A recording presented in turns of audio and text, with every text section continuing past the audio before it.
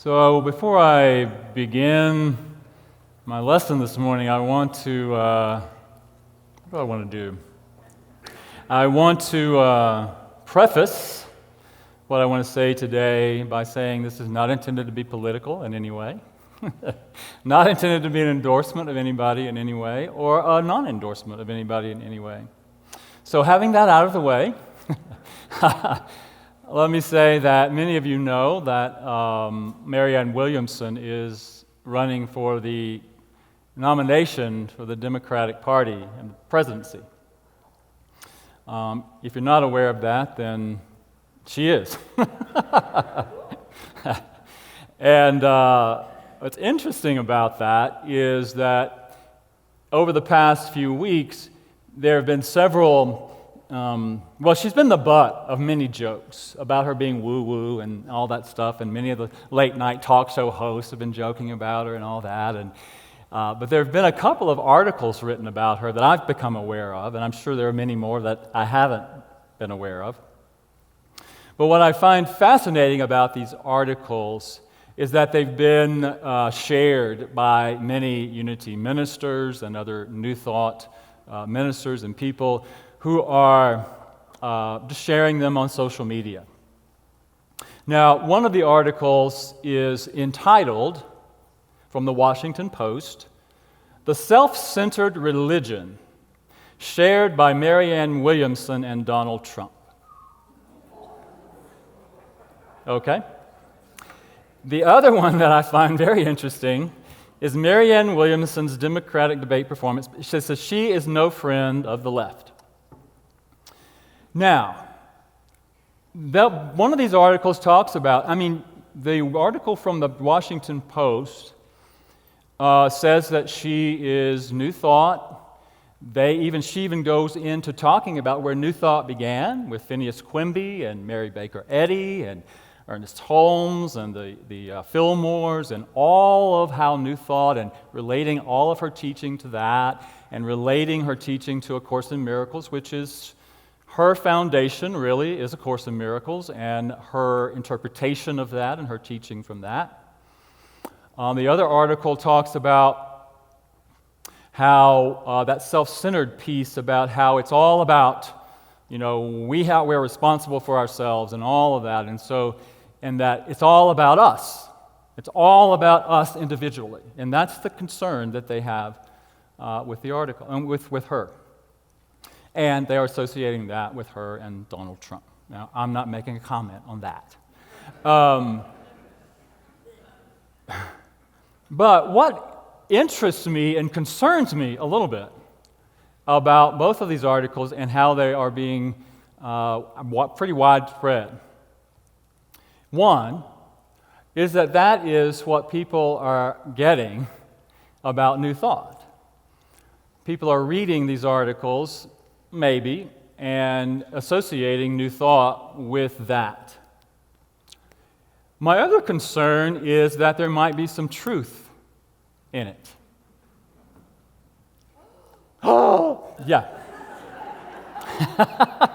My concern is that there could be. And the points that they make in these articles really are that our teaching, the Unity teaching, the Centers for Spiritual Living, all of New Thought, is about me. What is in it for me? How can I get rich? How can I get what I want? How can I use these principles to get wealthy, to get healthy? How can I use these principles for my good? Also, they say that she's teaching that we are solely responsible for our experience. Solely responsible for our experience. That they use quotes from her that say, well, if you're sick, it's because you're not thinking the right thoughts. Or if you're overweight, it's because you don't love yourself. Or that if you don't have wealth, it's because you are not in alignment and not thinking the right thing. and that if we have enough willpower to keep our minds focused, that we can have anything we want. And that's what they are saying her teaching is about, and relating that to what our teaching is about. It's all about me. Well, is there some truth to that? Is there some truth to that? And I have the idea that in some ways it is. Now, what I want to say about that is that unity was founded on a belief in the power of prayer and what began as the mind cure movement, that we can cure our bodies, we can heal ourselves through the power of our mind. Our co-founder, Myrtle Fillmore, demonstrated it. She healed herself, or was healed of tuberculosis, which at that time was a fatal disease. As a result of that, people wanted to know more about that. People wanted to learn about what is this thing? What is this power of mind? And so, people came because they were having illnesses, and then it became, okay, well, if it works for that, surely it can work for me creating a lot of money in my life. And so we have this whole prosperity gospel that has arisen out of that. How do I get wealthy? Right? We see that all around us, and we see, Joel Osteen is huge in this whole prosperity gospel idea. So we're founded on this idea that, yes, our thinking, our feeling, our energy affects our experience. And science is proving that to be true.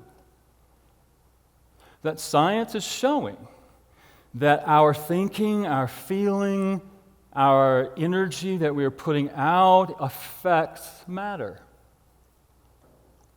So science is proving what we have been teaching for well over 100 years. So please don't hear me say that that's not a true teaching. I believe it is a true teaching. But what I want to invite us into today is an idea that it's not about you. It's not about you, it's not about me, yet it is all about you. And it is all about me.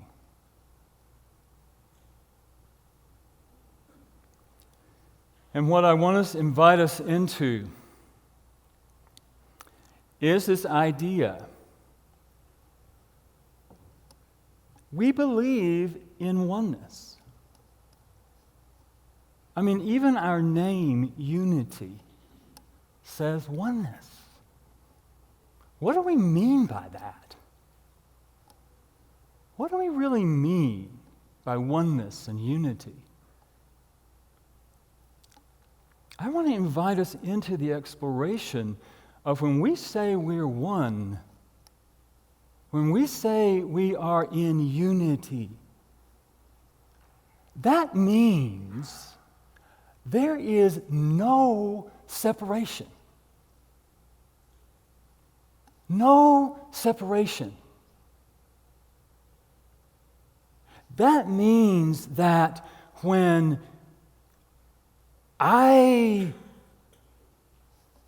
have a thought or a feeling, or when I am in this life experience, that everything I do, everything I say, everything I think affects the whole.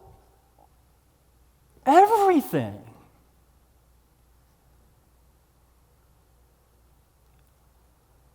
And I think that sometimes we get into this idea, even though we say we're about unity and oneness, and boy, we believe in that, and God, give me mine. Nothing wrong with that, as long as it doesn't stop there. As long as that's not our full focus.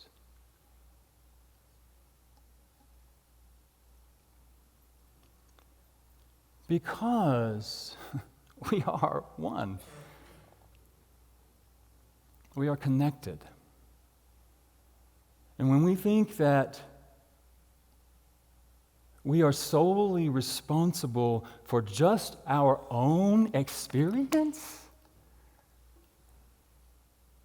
and here I am in my little isolated bubble, and if I think the right thoughts, and I have the right feelings, and I project that out into the universe is just going to bring me everything I want. There's something wrong with that. When we don't consider that that is not a possibility. It is not possible for you to be isolated or me to be isolated. And everything that comes to me from the universe is also affecting everyone. Everyone. And everything. Sort of like that butterfly effect. You know? So what I really has begun to, those articles really stimulated something for me, as you might be able to tell.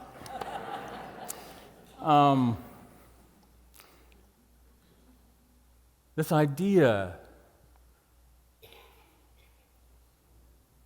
that we are somehow isolated, and that begins with you and me. And then that can extend out beyond when we come together as a community. That somehow we're isolated from the world around us. Or when we decide that we are part of any particular tribe, whether that's our religion, whether that's our race, whether that's our sexuality, whether that's our nationality, and we become part of this tribe, then we get into this tribal mentality, and it's all about us. And that if we just come together, think the same way, believe the same way, do the same things, that we can exclude other people. How is that possible? How is that possible? It's so amazing how we can get into that. And I'm not saying we, but we. I mean, I'm including myself in that. So I think it's important for us to remember that we're not isolated in any way, shape, or form. We think we are because we walk around in these solid forms, these suits, and they separate us. But we know better. We know that we're not contained in these suits, that who we are goes well beyond these bodies. And so we're always sharing energy, sharing life, sharing our thoughts and our feelings and everything with the whole of creation. And so when we know that, and we separate that out into mine and yours and theirs and ours, then we deny the truth of our connection, of our oneness. And we cannot believe, I cannot believe, that any of us is solely responsible for everything that happens in our lives. It's not possible. Just as it's not possible for us to only think about mine. I mean, it's possible also to think about it, but there's no such thing.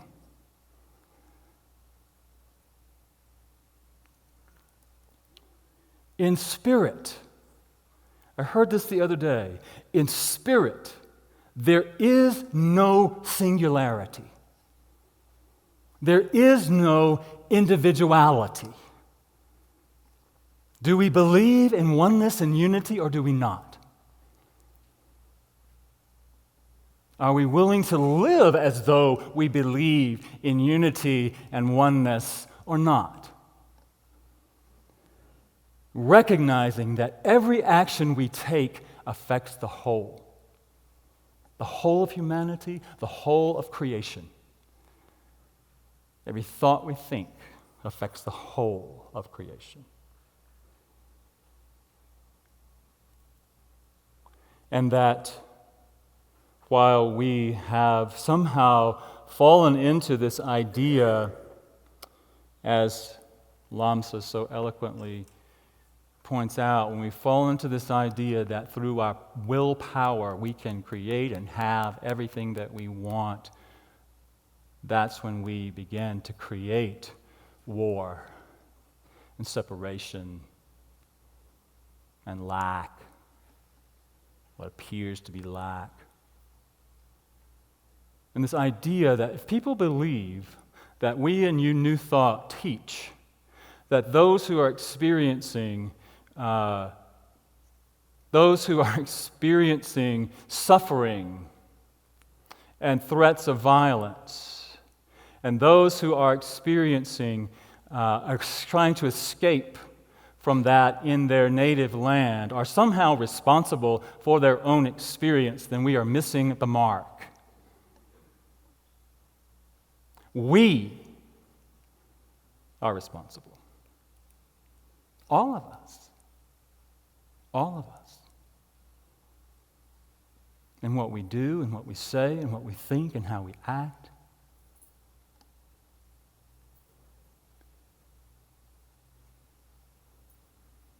And so I encourage us to consider that. And to use our teaching of unity and the power of thought, the power of alignment, the power of knowing, the power of our word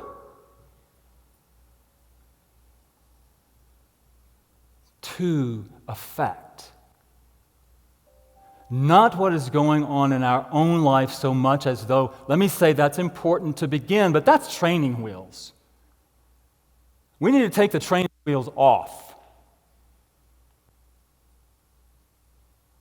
and use the power of our thought, the power of our word, the power of our energy to know that we are impacting the whole. How do we do that? How do we do that? Well, I think that our way shower, Jesus, gave us some pretty good clues, if we really want to look at those.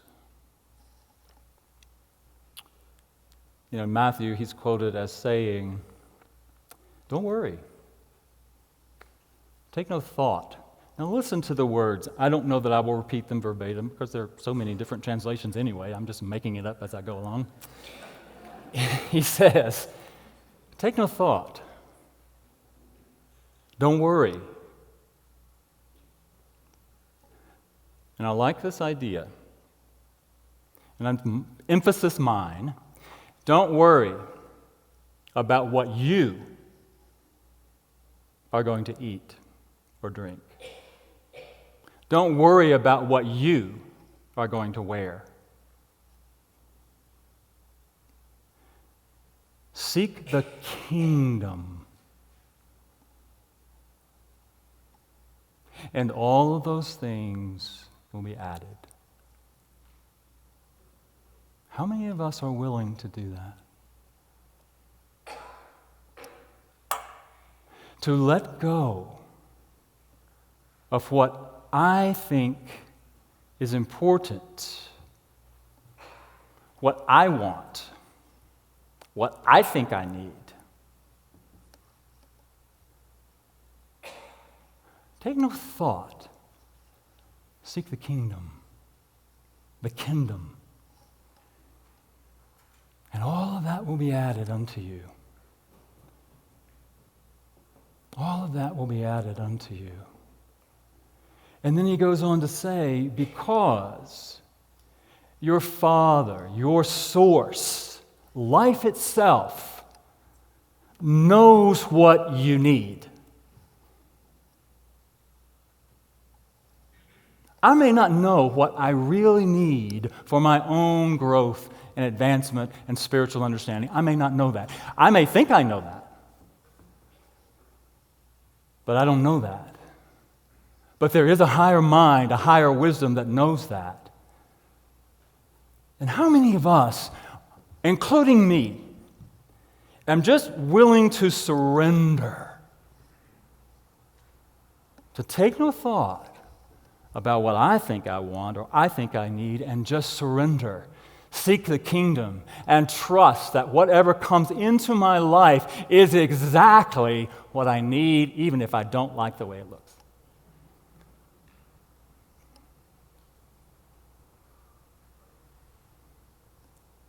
Even if I don't like the way it looks. Seek the kingdom. Don't just be like the birds, right? Be like the birds, be like the flowers. They don't toil, they don't worry, they don't spin about, oh, where's my next meal going to come from? Right? How am I going to get rich? How am I going to buy a new house? No. They just surrender to life, to the flow of life itself. Take no thought. I'm going to invite us to move into that this week. Play with that for yourself. Don't worry. Take no thought. Every time you think about where am I going to get the money I need, or how am I going to get that job, or where am I going to do this or that or the other? Surrender. Take no thought. Let that be your mantra this week. Take no thought. One of your mantras, because I'm not done yet. Another thing that Jesus tells us more than once is not my will, but thy will. Not my will, but thy will. Again, my will is about that willpower. What do I want? But can we surrender to the higher will, which, as Lamsa again so beautifully said, is peace and love and joy and light and harmony and beauty? We think about the higher will as that.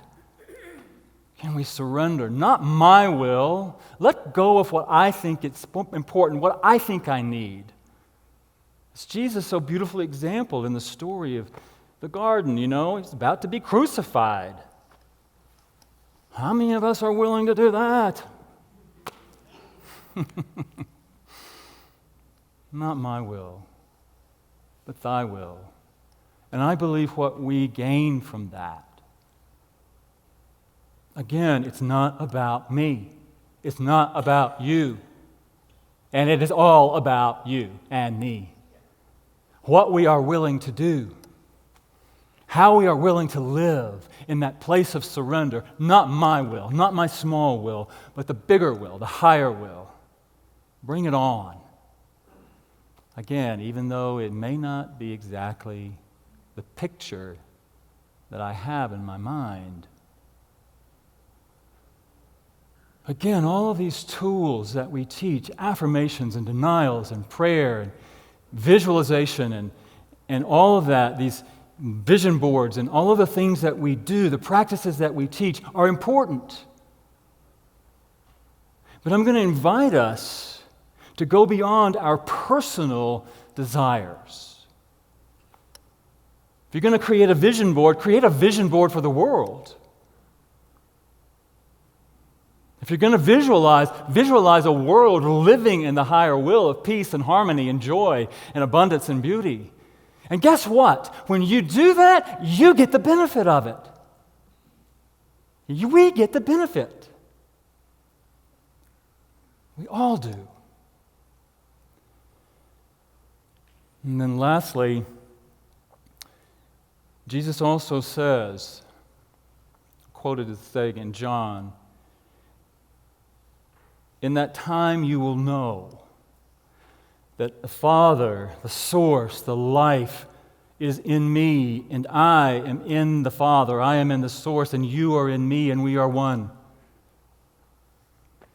We are one.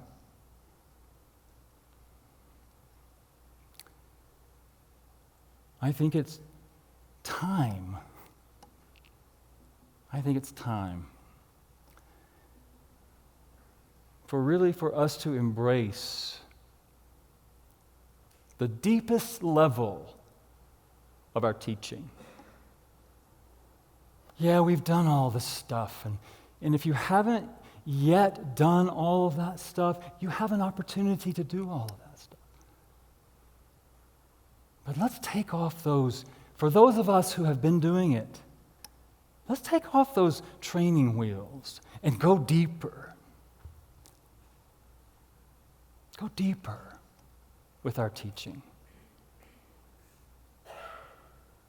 Because when we recognize our unity, truly,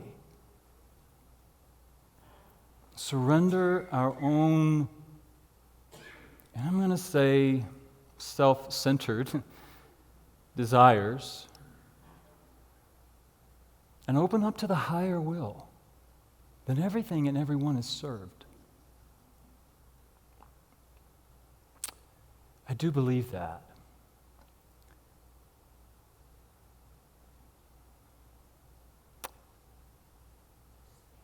So, is there some truth in what these writers have talked about with New Thought? I think there is.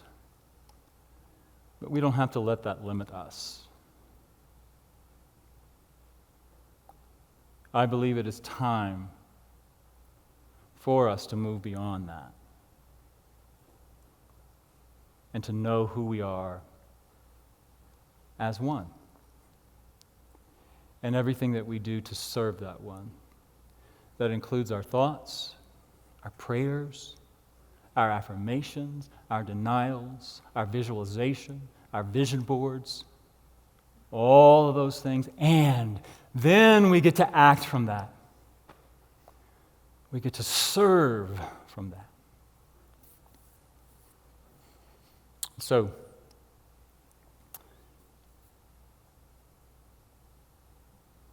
and we get to treat each other and our world, our environment, our earth, knowing that we are one. Knowing that we are one.